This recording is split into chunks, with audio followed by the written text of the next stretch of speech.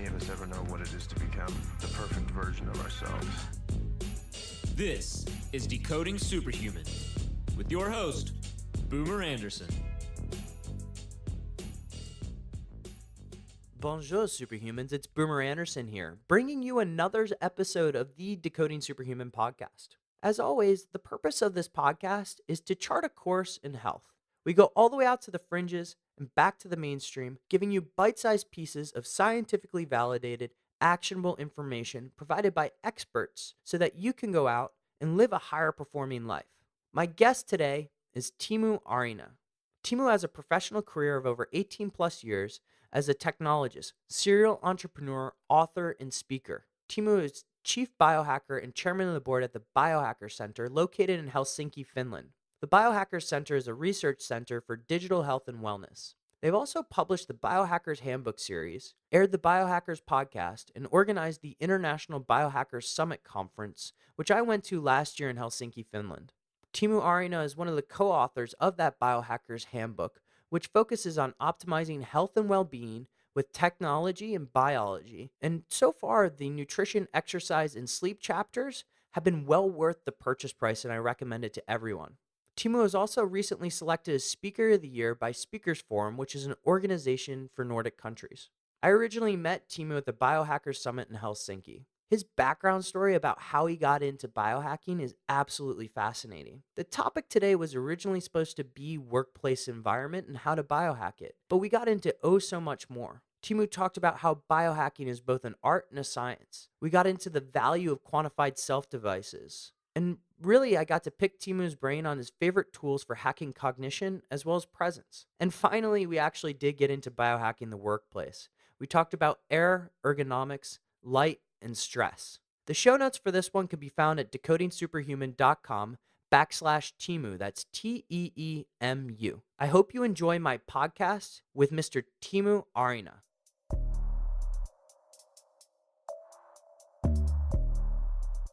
Mr. Teemu Arina, welcome to the show. Thank you. So it's a pleasure. No, I know today's topic's going to be really about how to biohack your workplace for higher performance. But I wanted to get started with just an introduction of you because you play such a prominent role in the biohacking world and you're involved in a lot. So if I look at your resume, you're a serial entrepreneur, you're involved in the Biohacker Center in Finland, the Biohacker Summit, which is a great conference, by the way. And I just want to give the audience a sense of what you're doing with the Biohacker Center there in Helsinki. Yeah, so Biohacker Center is a research center and think tank for optimal human performance. It was founded originally to publish our upcoming book, the Biohacker's Handbook, in 2015, but it also took along the Biohacker Summit conference that has been organized since 2014, which is the largest optimal human performance conference in Europe. Biohacker Center is also providing advisory for the companies in the industry who are building next generation wearables or digital health products or food, smart food and nutrition products. And so we've been doing also some advisory for product developers. But our main business really is that we are taking evidence-based content, mainly meta studies that have been published in the last few years. We basically do a summary of things that have the highest efficacy of doing anything. I mean, when it comes to work, how do you optimize your working environment? How do you balance your blood sugar values so that you can keep focused? What are the nutritional interventions to make sure that you stay healthy? How do you bounce back from a stressful life, basically, and recover in a maximal manner? That may be sleep or meditation or exercise even. And then we look at the methods and tools and interventions that really kind of can make a difference. And then we look at the ways to measure and figure out what is the 20% that will result in 80% of improvement in your case. And that's kind of the basic approach we take into everything that we do. So we take what's kind of understood right now by researchers and leading practitioners, and then we look at basically the methods that have the biggest impact, and then we figure out like the tools that you can use to find the optimal tools in your case, because we are all different. We are all individuals based on our genetics and epigenetics and life situations and medical history and all that. So what works for you might not work for me. You touched on so many points there that just resonate very well with me, resonate very well with this audience, you know, complex system science, the individuality of health, et cetera, et cetera. But I want to go into your background because you have a particularly interesting backstory about how you got into biohacking. Do you mind just touching on that a little bit if you don't mind sharing the story? Yeah, absolutely. So I've been a serial technology entrepreneur since I was 16, and I'm 35 now. So I've been an entrepreneur over half of my life, and in doing so, I've been interested in optimal performance for quite some time. But I was focusing very much into my tools, the way how I use technologies, computers, methods, and so on. Basically, what's outside of me and how I interact with that world, how I solve problems. And I was optimizing the way how I work and how I learn and all that. But doing that, I discovered that health is also a key component, and taking care of your temple, your body, is super important if you want to really perform ultimately. So while I founded my second startup company, and I was doing consultation and speaking engagements, 100 a year, several consultation projects simultaneously while building a startup. I was sleeping maybe 4 hours a night. I was really like putting the hours in. I thought I was like living the life of, I was living my dream life. I was doing what I like, and I was thinking I was kicking ass. What I guess clouded me was when it comes to stress, I kind of never really feel too much pressure, even if things go hectic. So I just put hours in. I just kept on working. I thought I'm somehow more resilient than others. But I guess once you turn 30 years old, you get old. So I got an ulcer. So I got an inflammatory disease that was stress related. So my body was giving up. And that was a consequence of working too much and not recovering enough. And I got some medication for it that took the pain away, and was supposed to help in the healing process, but it didn't really do much else than it took the pain away. My fatigue levels were still there, and general sense of uncomfortableness. So I did what many other people would do probably in a situation like this. I started studying my own condition, like what else can I do in addition to taking some medication and so on, because the thing was turning chronic. It was 9 months in. So I did what I do best, which is systems thinking. So I started looking at the human body as a system. I went online, and I don't trust any health gurus or any experts really in anything I do, because I know all experts are biased, or all gurus have their own biases. So I wanted to look into the research and the studies and see what actually works and how this thing really plays out to better understand it myself. So I went to PubMed, which is an online research database for health studies and articles. And I started studying first my condition, and then I went into inflammatory disease and everything that goes on with low-level inflammation. I started looking at digestion and the gut and the gut-brain axis and many other things. And I devised and designed myself a healing protocol based on the research that I read, which consisted of stress management techniques, including meditation. It included sleeping more, by the way. Novel concept, right? Yeah. Sometimes we forget what's kind of key. Then I also designed a nutritional protocol that was an anti-inflammatory diet protocol, basically, that was designed to lower inflammation and protect from inflammatory compounds and environmental factors. And several other things, including moderate exercise, but not too much, because that's can also be a contributing factor. When I started doing this, I realized very quickly that to be able to keep up with changes in lifestyle, which was pretty drastic, you have to have some way to reward yourself and make sure that you keep on doing what you do. So many people, they start a diet or something, but then they relapse to their old habits. And one of the keys for me was quantified self. So I started measuring things. I started using different wearables and lab tests, and I was able to do urine tests even at home. and some blood tests. I look at my genetics and many other things. So, Teemu, if you don't mind, I just want to stop you right there. So, when you're looking at this anti-inflammation protocol, some of the foods that people consume these days do result in inflammation. When you were doing some of your initial tests, did you have things like food sensitivity in tests involved, or were there just, high sensitivity C-reactive protein, those kind of things? I did also look at food sensitivities. Mm-hmm. I looked at allergies through labs, Mm-hmm. so IgG and IgE. And I was also looking at blood biomarkers for inflammation, like C-reactive protein, high sensitive C-reactive protein. I was looking at metrics that are related to the gut itself that can be used to diagnose and understand better things like ulcers, for example, without colonoscopy. So there are some new tests. So there was many things that I was looking into. I was also looking at nutritional status. I was looking at kidney function, liver function, cholesterol levels, blood sugar values, many things. So I was basically all in. I was looking at so many things, and I was also looking at my own activity, how much I sleep, stress. I was also measuring that. And now consider that this was 5 years ago. So that ring on your finger, the Aura ring, didn't exist yet. So you were measuring stress in other ways, right? No.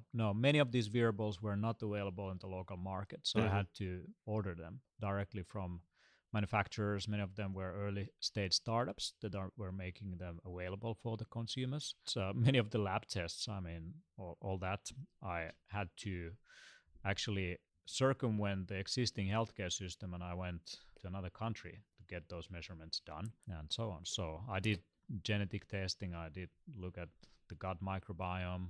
So I was looking into a lot of novel tests and technologies just to get an idea of the black box that I'm in. And that was kind of the key of all this measuring, was to kind of make this visible. So when I was doing interventions and things, suddenly I was getting data, and that was the reward mechanism through which I started to slowly understand what actually has an effect.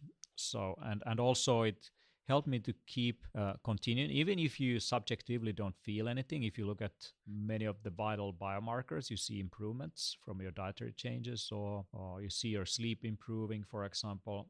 It's a good reason to continue once you kind of get this kind of data. So that's what it was for me. Also, I did genetic testing, and I realized that from disease risk point of view, many of the kind of lifestyle factors that I was living were contributing into increased risk factors in my case. For example, increased risk for diabetes, increased risk for stomach cancer, and many things.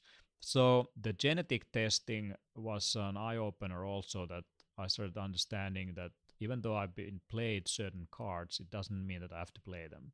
Mm-hmm. So through epigenetics, through gene expression, you can silence some of the malignant genes, and many of those come back to your lifestyle choices, really. So that was an additional motivation to continue. So when I started this protocol, after 3 months, I was feeling just fine. I was healed, and I was able to do all the lifestyle changes at once because I was doing all the measuring. And so I was running myself like I was running a company, really. I was like looking at the key performance indicators and metrics and all those things that people look in business. So people are accountable for what they do at the workplace, but they are not accountable for themselves.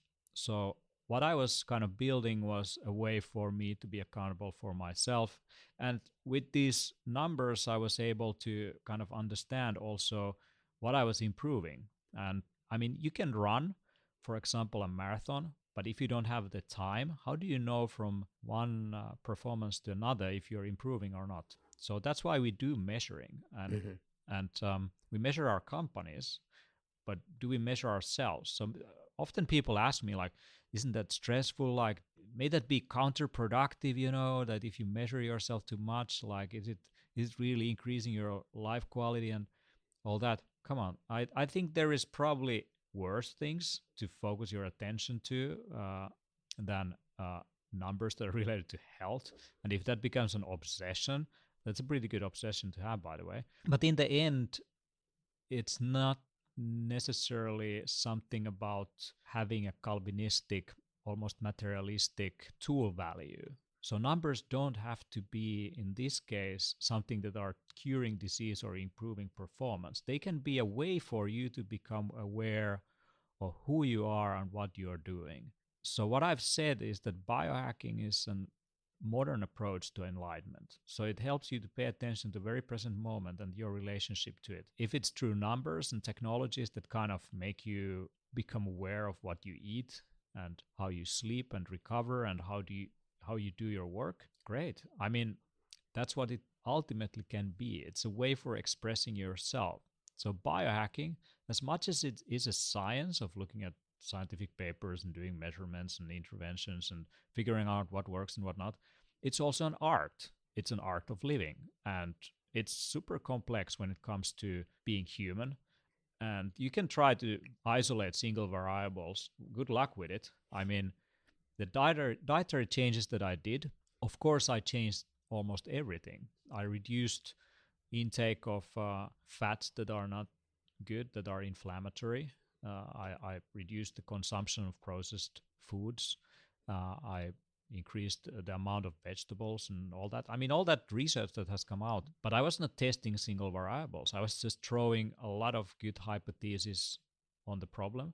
So I think when you are trying to change something, let's say you try to improve your sleep, instead of doing one thing at a time and measuring if it has an effect, you just throw 6-7 things that, based on science and research, has high likelihood of doing something. And the likelihood that those will have a compound effect, that they will together contribute to a paradigm shift, just becomes greater. And that's kind of what it boils down to when it comes to holistic health and treating yourself in a holistic way, is that, I mean, there is no single like silver bullet. There is no one thing that you should do and you will build, big muscles, or you will recover like a Wolverine, or you will perform like, I don't know, Usain Bolt or Warren Buffett at the stock market.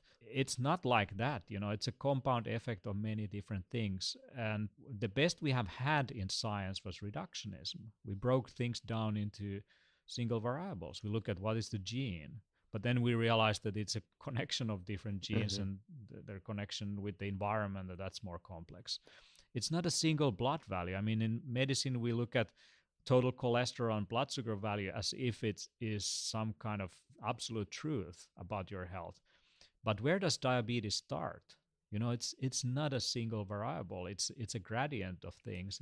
It's a complex disease. It's very hard to put a finger where it starts. I mean, every country has different reference ranges and values, and eventually it's a doctor who does the diagnosis.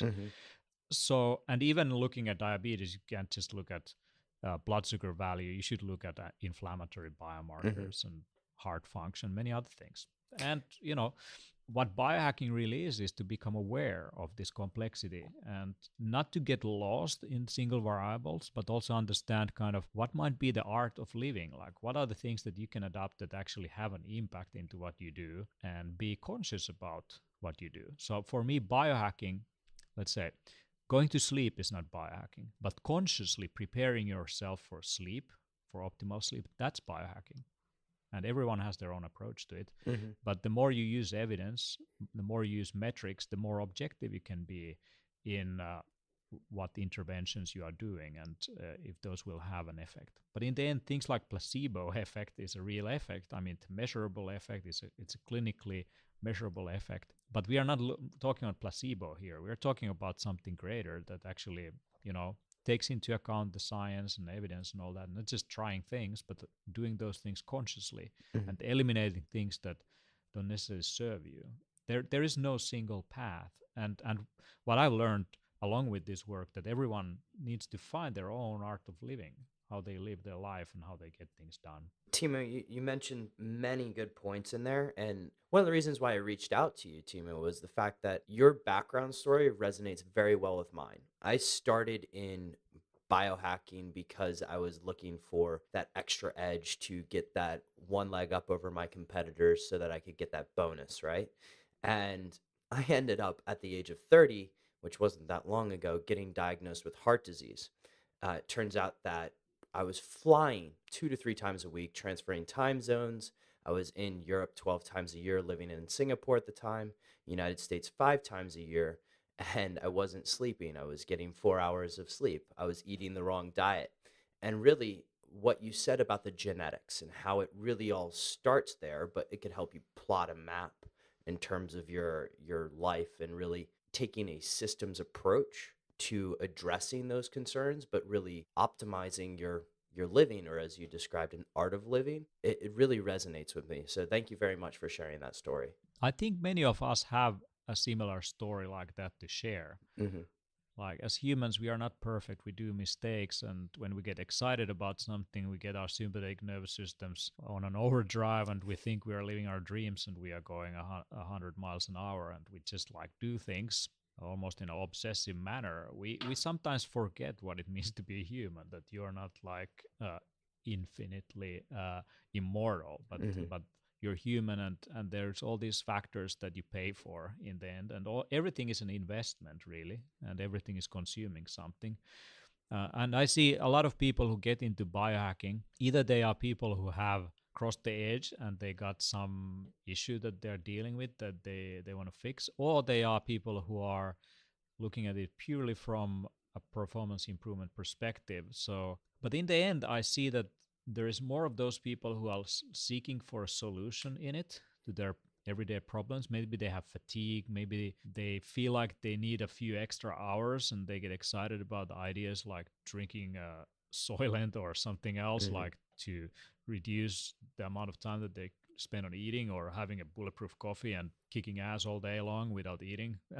But I mean, all of those have everything that works also has a kind of a downside to it. There is this concept of yin yang, the golden road and the balance of things in the universe that is taught in Asia. And I think that's where the beef really is. Like, as much as with biohacking, we're looking for better, faster, stronger. If you take a bunch of smart drugs and you just stimulate your brain and you do all the biohacks so that you can sleep less and you can run like a battery, in the end, you're paying for something. Maybe you are shortening your lifespan.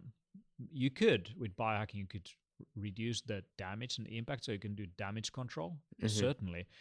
But many of those things that are actually making you perform are increasing your heart rate. Your heart is a muscle. It's a mechanical system. It wears out. You have a certain number of heartbeats in your life.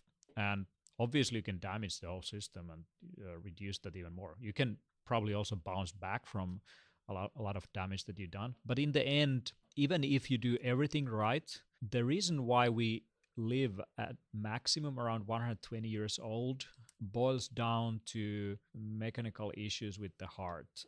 So the aorta is something, it's like a rubber band. It expands like a rubber band. And as you age, it stiffens and it expands. And what happens is you lose pressure in microveins slowly. The first organs to take a hit from that are the kidneys and the brain. And if you avoid getting kidney failure or neurodegenerative disease, in the end, it's a heart attack. So we haven't yet found a way to deal with this. So if you remove the heart surgically and you put a machine in place of it, which they've done, these people live a maximum of 60 years. And it turns out that machines, although they can do work on a constant basis, they can't maintain the pressure in the microveins that the intricate system the human body can. So once you lose the pressure, you get damage elsewhere in the body. And you can see that in elderly people. You can see it in their hands and so on, that they have like their veins start to break up. Obviously, there is a bunch of other factors that contribute to this. Aubrey de Grey is one of these longevity researchers who has a great TED talk about some of those factors. But in the end, we die. And then the question is, what's the meaning of living? Like, what is the contribution you want to make? And at the end of the day, what do you value? Like, do you value a huge number on your bank account or a quality of life? Do you value getting so many projects done, or that you do those projects consciously and you're present while doing it, and you interact with people not in a stressful manner, but in a kind and conscious manner? I think those are the things that really are key. when it comes to living long enough that you don't get any crippling diseases, that would be great. I mean, not to end up in a wheelchair or with dementia or something like this. So all those things you can, in a way, prevent by being conscious about some of the decisions you do. But in the end, you can't really avoid being hit by a car or getting a viral disease that just cracks your immune Being system. struck by lightning or something like that. Yeah. So I think the talk that Steve Jobs gives to freshmen from some university. The Stanford University commencement speech. Exactly. That's a great talk, and it's a key talk because what he's talking about in that particular speech is what you wake up every morning to do when you're looking at yourself from the mirror. Who do you see? That's a key question. When it comes to biohacking and all this, what it gives you is strategies. It gives you tools that you can apply in life situations, because obviously we will have deadlines. You will have to sleep 4 hours a night. You're not going to be able to do 8 hours a night until the end of your time. There is things that you have to push yourself through. And those are the situations where being aware of how to manage stress and how to run yourself optimally and what kind of decisions to make when you get food, or if you're crossing several time zones, how do you make sure your body is adjusting to the new time zone? All those things are biohacking, and it's just a more conscious way of living. And it's a lifelong learning process, really. I would hope that I was teach some of these things that I know today when I was a kid, so that I could avoid a lot of crap that I end up doing. But in the end, all of us have to learn through mistakes also, and Absolutely. through practice, and that's how you kind of master. And if you look at any of the health gurus out there on the internet, many of them have a story like you and me. They just burned themselves up. They just destroyed their bodies, and that's why they got interested in health. Luckily for them, not too late. For some people, it's too late, and that's I think is a waste of human energy. Absolutely. If you don't mind, Teemu, I just want to segue a bit, because what we want to talk about here today is the work environment, because you touched on a lot of this already, but looking at a typical person's workplace, myself, I'm fortunate enough that I control where I work, when I work, just based on the business that I've designed. I imagine somewhat of a similar situation for you. But for others, they may need to go to a common workplace every single day. They may have an office. They work for a corporation. There are different variables that come up during the day, whether it's stress or the environment that they may have to manage. Do you mind just touching on some of first, the problems of typical workplaces that people may want to be aware of, and then we can talk a little bit about how they can potentially biohack their workplace afterwards. Totally. So there is many variables. So many. Let me start from let's focus on the physical working environment. So many office spaces, when it comes to ergonomics, are not really designed by experts. So what I would get myself as quickly as possible is some kind of a standing desk. Many companies, because of reasons related to money and investments, you need to have a doctor's diagnosis or something that you actually need something like that to upgrade your desk. So get the diagnosis, or just hack your table. Get something that you can put on top of the table that makes it a standing desk, so that you don't have to be sitting all day long, because sitting is a main contributor to a lot of disease that we deal with today, like diabetes and cardiovascular disease and so on. So it contributes to a lot of metabolic issues. So even if you do run every morning, even if you do go to the gym 2-3 times a week, if you're sitting all day long, you're not getting the same benefits as someone who is in a bar standing all the time, just walking around and doesn't do any of that exercise. So reducing the amount of sitting is key. So how do you do that when people are sitting in meetings? Is that you schedule standing meetings or you schedule walking meetings. You might be surprised how many people are kind of open to the idea of just having a walk. And that's very useful. I would even go to the gym with someone. That's what I've done. I would go for a park, or I might go foraging, just invite people to do stuff with you. And that's one way. you might have rules also, like every time you speak to the phone, you stand up. So that's one thing. Now, when it comes to lights and on all that, usually office environments are quiet. It's almost like some kind of clinical environment, like almost It's like a factory. fluorescent lights, right? So it's Yeah, they're just beaming down on you all the time. it's horrible. Figure out how to turn that light into more indirect light. Maybe find a window. Don't put your computer in front of the window, but kind of on the side. It's easier for your eyes. If you're looking away from the window a little bit, but you get some natural light in. Talking about the light cycle, I mean, the computer screens and mobile phones and LED lights and all that, those are producing wavelengths of light related to daylight. Now, that's great during the day, wakes you up in the morning, but it's not good in the evening because it inhibits your melatonin production, and it messes up things related to the circadian rhythm. That's where the Nobel Prize was given recently related to this chronobiology. Yeah, the period genes, right? Yes, absolutely. So what I would recommend people to do is to install a software like Iris or Flux. There's a few different apps that help you to kind of change the light that your monitor is sending. On your phone, you should turn on the night mode. And there's also hacks that you can do on an Apple iPhone on the accessibility features to actually turn the whole screen red if you want, so that you can put some color filters on it. Yeah, Teemu, just on that, the founder, Daniel Georgiev, has been on the podcast before. And I know that he's also got mobile applications for Iris, which I use every single day. They're perfect and very useful. Absolutely. Yeah. And when it comes to other sources of light, you might want to get like some blue light blocking glasses or something like this. But in the end, like some people are more sensitive to these things and some people are less. So kind of knowing where you put your stakes is important. What I find, especially in winter time and so on, when it's darker, I like to use a daylight lamp in the morning. Yeah, how do you deal with this in Finland, by the way, in terms of light? It's just, do you have a artificial light that brings you a broad spectrum, or how do you deal with this when it's 23 hours of dark during the day? So it's important to get the light stimulation as the first thing in the morning. So I use a daylight lamp in the morning, 20, 30 minutes, and that's it. Or go outside if possible. Actually, from the chronobiology perspective, it's more important to get the light stimulation at the same time in the morning instead of going to sleep at exactly the same time. So that's what I would recommend kind of doing. Do you have a recommendation on a brand for a daylight lamp? Not really. I have some Philips wake up lights and some other things.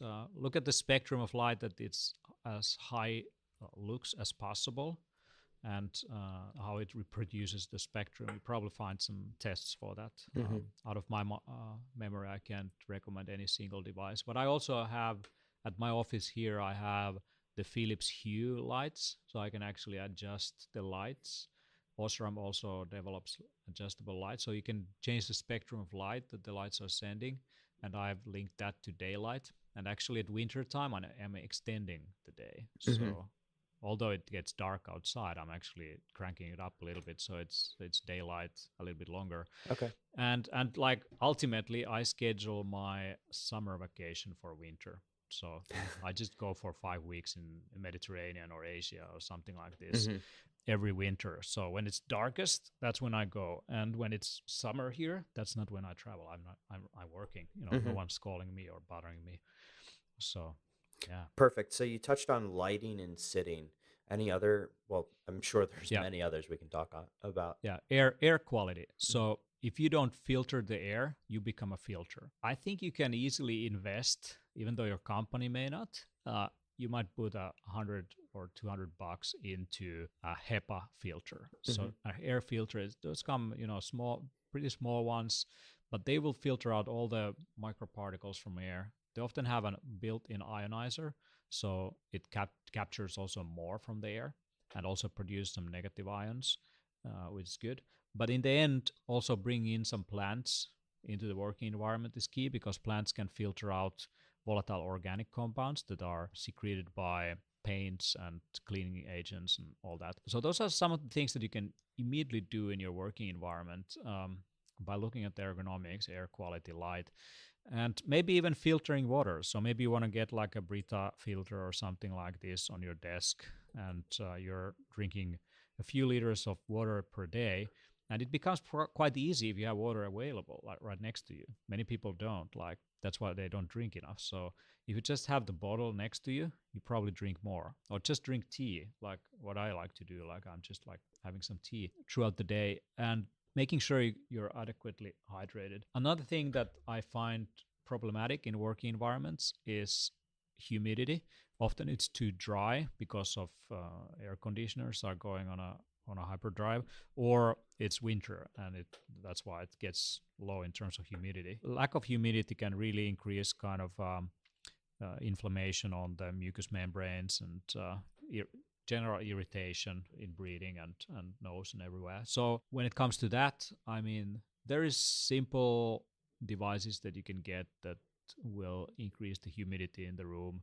I travel sometimes with a device that you can screw your own bottle, like a water bottle, into. I just buy a bottle of water and I just screw this thing for a night, and it secretes some humidity into the room, and that makes you sleep more soundly. And I have this thing going on right next to my desk as well. So yeah, those are some of the things immediately that you probably have some control over, even though everything might be otherwise standardized.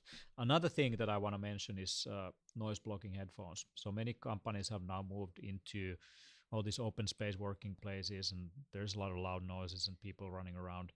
So I would recommend putting a clock, like a traditional like timer on your desk, and say that you are not supposed to interrupt me for any reason unless the building is on fire until that timer is on 0. So you might want to do a hack like that to make sure that people understand that you want to concentrate on something. So like it's a strict Pomodoro almost, if you will. Yeah. Just make sure, 20 minutes uninterrupted time, as many of those cycles during the day. Maybe get a timer for 20 minutes.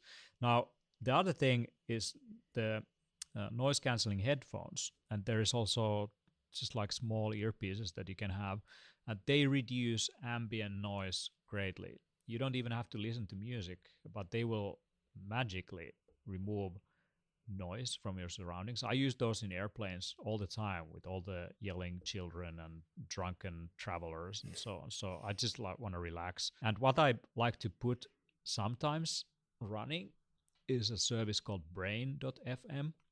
Brain.fm is kind of producing this almost ambient soundscapes, but there is no melody that is repeating itself. So it's kind of constantly generating a track that doesn't have a very recognizable pattern. And so your brain doesn't start to follow that music, but it gets more into something called the default mode, which is great for creativity and just getting things done.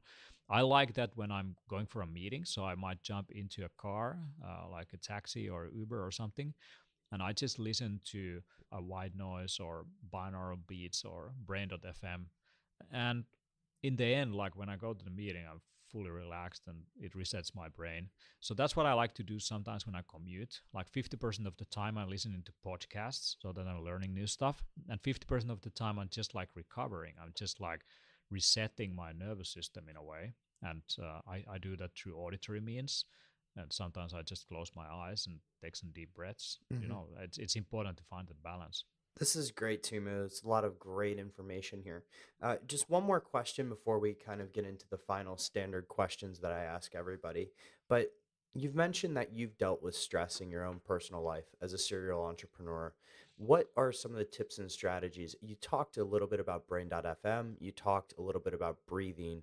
But on a day-to-day basis, let's say, sometimes if you're working for a big company, you can't really choose who you sit next to, if you will, or the people that you work with. How would you hack the stress of, the day-to-day? Just quit.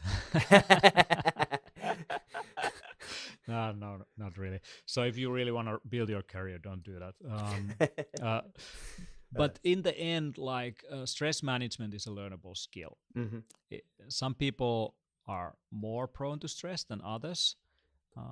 There is some, individual differences in genetics and all that. There's even a diagnosis almost for highly sensitive people. But in the end, it's a learnable skill. It's not the amount of work. It's not really the environment. It's not sometimes even the physical stress or the mental stress. It's the way how you relate to it, how you deal with it. That's the key. And the way to deal with it when it comes to mental stress is meditation, 5 minutes a day in the morning, where you learn to not react to things and feelings. That's what mindfulness teaches, really, is once you notice that your attention is diverging, you just return back to paying attention to your breathing or something. Or if you have an idea or something you don't get attached to, you don't react to it. And that helps when you're in situations where you get stressed. You very easily start to react to things, and that kind of increases your heart rate. You stop breathing and you kind of get too excited. That's when it's important to kind of find a little bit of distance to what you're dealing with so that you can better evaluate how you react. And so that's one thing that I would recommend doing. It might sound like, not too much, but even trying like 5 minutes a day, something like Headspace app, and doing it on a constant basis, you might see and notice a difference in your day, how you react to things. And it's only 5 minutes investment. Now, another thing is breathing. And learning some breathing techniques is key, because looking at the autonomous nervous system, the only organ that really you have voluntary control over is your breathing. And the breathing can influence the vagus nerve that comes from the brain to the gut, and it affects your heart rate, for example. And so you look at the autonomous nervous system, it can be split into the sympathetic and parasympathetic nervous system response. Sympathetic nervous system response is when you browse emails and social media and you run from meeting to another and you get your work done and you look for a mate. Now, parasympathetic nervous system response, which is the rest and digest instead of fight or flight, is activated when you walk in a forest, when you meditate, take deep breaths, when you sleep, when you take a nap, when you have just eaten.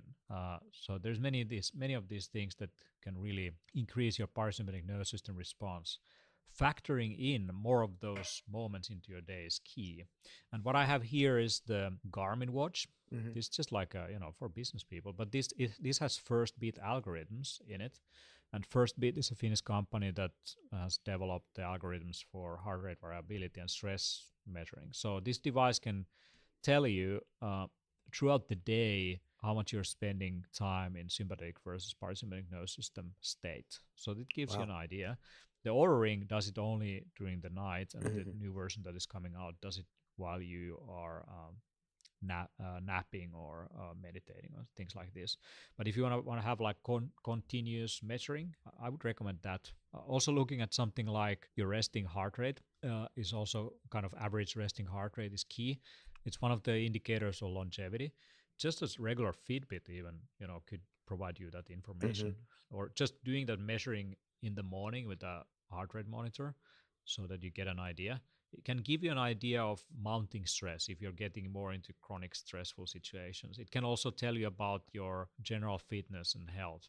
So what happens in athletes is when they train for stressful situations, there is a adaptation where the heart rate is actually lower when they are in a rested state. And often this kind of stimulation where you're stressing yourself a little bit is actually good because it helps you to become more resilient. So I'm not recommending anyone to, focus only on relaxing, but really kind of like how do you turn stress into an ally? So if you exercise, don't over-exercise. Exercise enough that, you get the physiological benefits, the hormonal benefits, the biochemical benefits from exercise. The same applies for work and stimulating yourself, that you get the stimulus for building new connections in your brain and in your body, and making sure that stays in a balanced way. Often when you get handicapped on a certain area, you don't move enough, you spend too much time in your brain, or you're spending too much time in a sympathetic nervous system response instead of parasympathetic nervous system response, you get all kinds of health issues along with it. So balance is key, and that's kind of one thing. Now, if you want to get into some nutritional interventions for stress management, there is I mean, a lot of people at the workplace, they are drinking coffee. Like they're just doping themselves up. They're stimulating themselves up. They drink tea and coffee and smoke cigarettes. But what I would recommend looking into is something called adaptogenic herbs. Adaptogenic herbs are herbal compounds or plants that have functions that help your body to adapt to stress. That's where the term also adaptogen comes from. So usually they are safe to use, so they don't have too much side effects, but they contribute to a nervous system balance or cardiovascular system balance.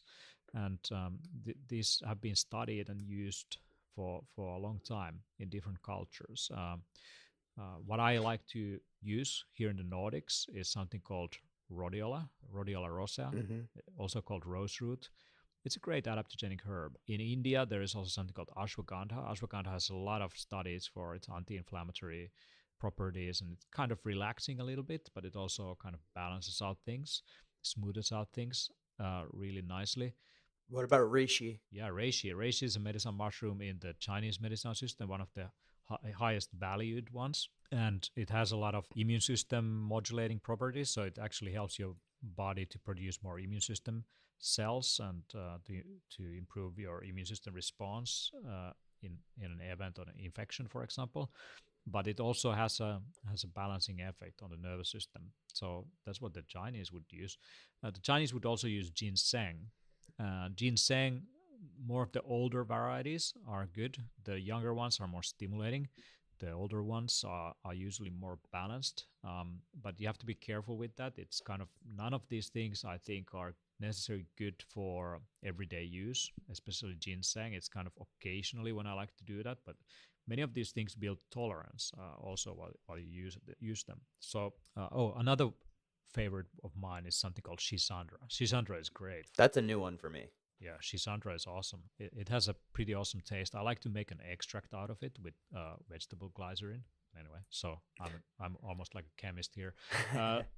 So when it comes to the effects that you would expect, they are not going to be as visible as something like drinking a coffee. You won't necessarily feel an immediate stimulation. You might feel an immediate stimulation from something like ginseng. You might feel an immediate stimulation from something like cordyceps. Cordyceps is another medicinal mushroom that has adaptogenic properties. It, by the way, increases oxygen intake, if I remember correctly, like 20 or 30%, which is great for exercise. But anyway, so what these are more subtle. So when you get overstimulated, they kind of dampen up your or stimulation. If you're understimulated, they will kind of increase the stimulation a little bit. So it kind of helps you to stay in a balanced equilibrium. And I like to do these things when I do give presentations or I run from one meeting to another. I have really hard time dealing with something. So that's when I like to increase my intake of something like ashwagandha.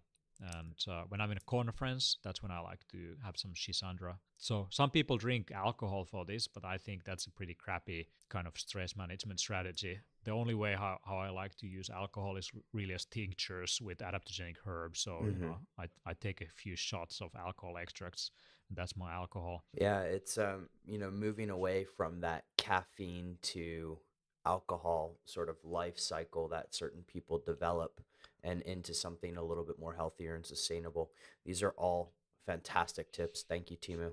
So the last three questions I have are the three questions that I ask everybody that come on the show.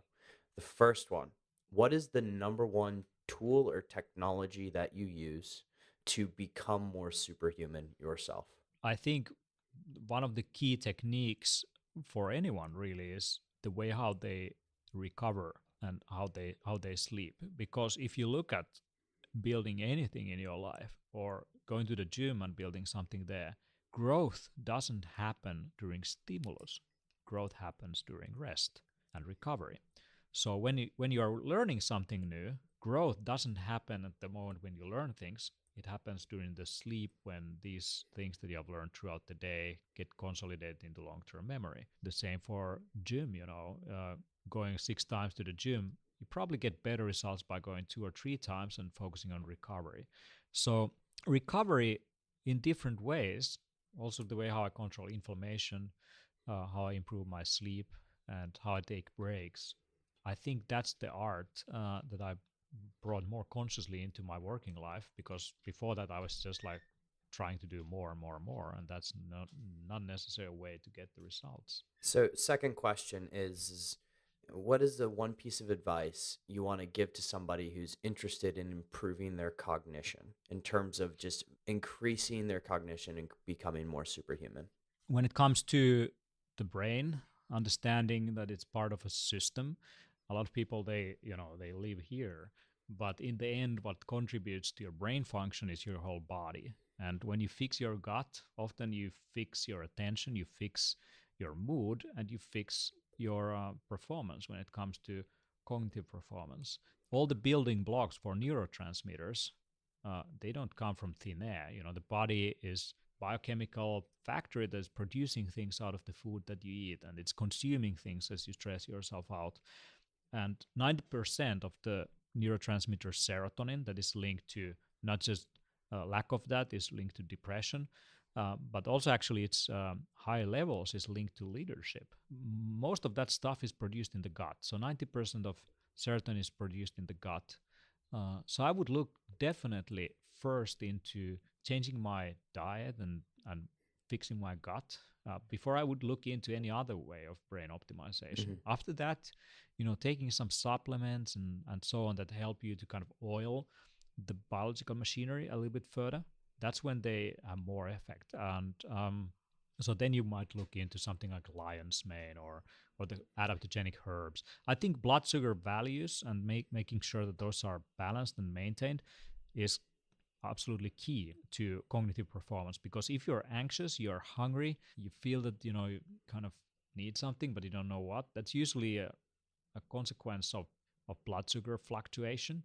And finding the foods that help you to balance blood sugar values and kind of help you to be more focused throughout the day is key. And it often also starts from what you put in your mouth in the morning. Last question. Best book on peak performance that you've read? And we'll get to your book in a second, but best book aside from the one you authored on peak performance. Oh, there's so many of them. I really like Peter Drucker's work. Really kind of like classical management theory on how to become a knowledge worker and how to deal with things. Some of his discussions on time management are fantastic. Absolutely. Like sometimes we have to visit classics to better understand our future, and many of the things have already been said. So I think he's a good source. And he also said that what gets measured gets managed. Mm-hmm. And that's also the case when it comes to optimizing yourself. Absolutely. Well, Teemu, that's really all the questions I had for today. I want to say thank you so much for everything that you do. And specifically that Biohacker's Handbook, I recommend it to everybody that I know who's interested in this field. I love the process that you guys go through. And frankly, it's a battle that I'm fighting as well, in terms of just having the evidence-based material, the science-based material, in order to back up all of these health changes that we're making. So thank you so much for all of the work that you do, and thank you for taking the time to speak to all of the superhumans out there today. My absolute pleasure. The reason why we do this is because we would do this anyway, and just producing it in a format that other people can benefit from is the ultimate service to everyone else in humanity. So we hope that with the work that we do, as many people out there as possible could actually avoid some of the pitfalls that we have done, and not to be guided or misguided by information advice that doesn't really work. So we've been trying really hard to find out the stuff that has the greatest efficacy, and we continue doing that work. Thank you very much. Perfect. Well, thank you so much again, Teemu, and you have an excellent and epic day. Awesome. You as well. Hey there, Superhuman. Thank you for tuning into yet another episode of the Decoding Superhuman podcast. If you have time, could you go over to iTunes, Stitcher, or wherever you listen to your podcast from and drop a 5-star rating in with some comments? It really helps get the word out on not only precision health, but also Decoding Superhuman in general. I would love to see your comments, and I look forward to hearing from you more. Have an epic day.